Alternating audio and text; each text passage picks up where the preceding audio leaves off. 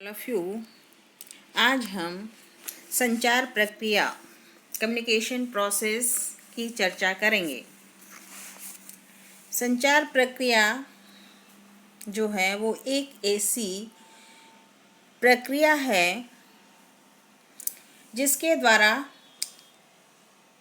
Message sender एक message को,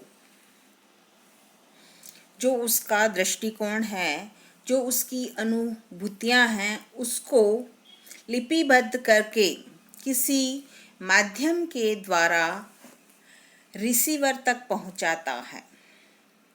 आई बात समझ में कि जो संचार की प्रक्रिया जो है वो क्या है।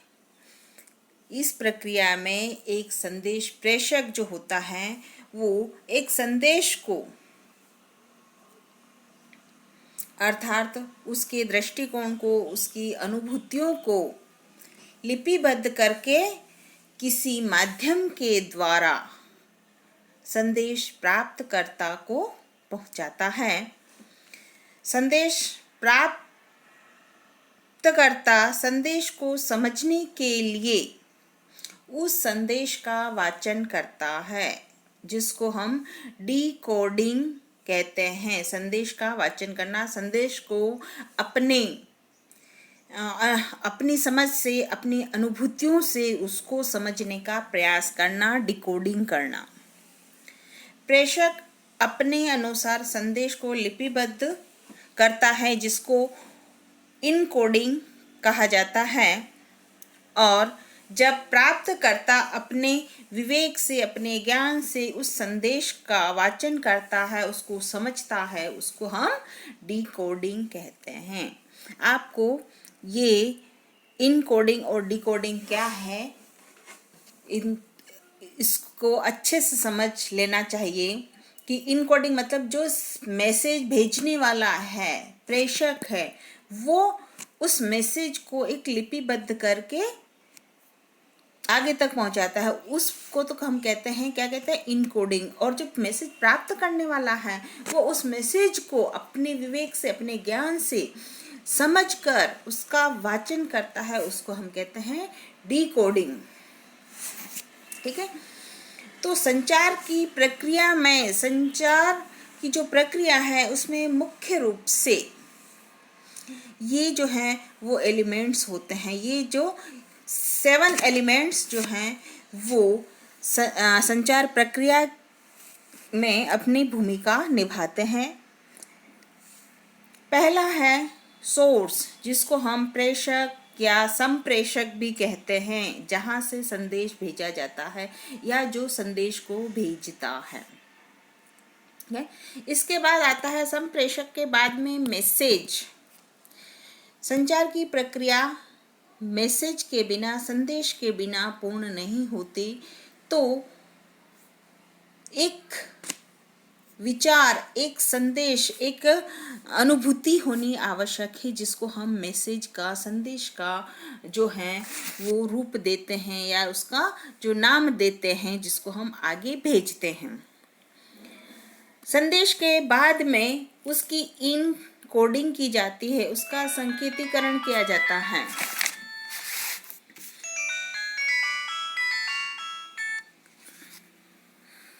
ताकि उस संकेतीकरण का मतलब है कि मैसेज जो प्रेषक है वो जो है वो उसको अपने ढंग से लिपिबद्ध करके आगे पहुंचाता है ना। तो वो है इनकोडिंग।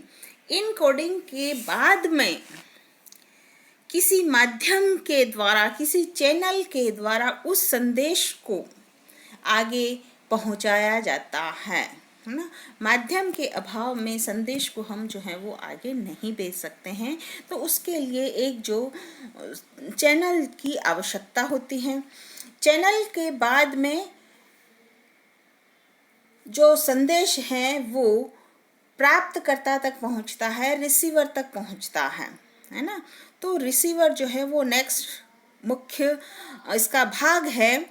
तो रिसीवर तक वो संदेश पहुंचता है। रिसीवर उस संदेश को प्राप्त करके उसको अपने ज्ञान से, अपने समझ से उसको का संकेत वाचन करता है, उसको समझता है, जिसको डिकोडिंग कहते हैं, है ना।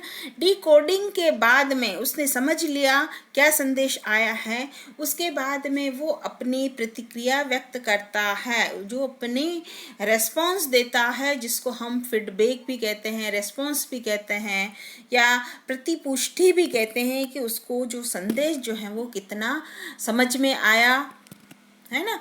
तो फीडबैक से ही है अनुमान लगता है कि जो वास्तविक संदेश भेजा गया था वो प्राप्तकर्ता तक पहुंचा या नहीं, और कितना वास्तविक पहुंचा, और वो उसी रूप में, उसी अर्थ में उस संदेश को प्राप्त कर पाया है या नहीं। तो ये जो है वो संचार की प्रक्रिया है। एक बार मैं इस प्रक्रिया के जो मुख्य तत्व हैं उन्हें मैं दोहरा रही हूँ, पुनरावृत्ति कर रही हूँ। सबसे पहले होता है संप्रेषक, संप्रेषक के बाद में संदेश, फिर संदेश का संकेतीकरण किया जाता है, और उसके बाद में किसी माध्यम के द्वारा संदेश प्राप्तकर्ता तक पहुंचाया जाता है। फिर संदेश प्राप्तकर्ता उसका संकेत वाचन करता है, और संकेत वाचन के पश्चात जो है वो उसकी प्रतिपुष्टि देता है। तो इस प्रकार जो है वो संचार की प्रक्रिया जो है वो चलती है। आपको अच्छे से समझ में आ गई होगी, इसको ध्यान से सुनना और समझना। Thank you everyone, thank you.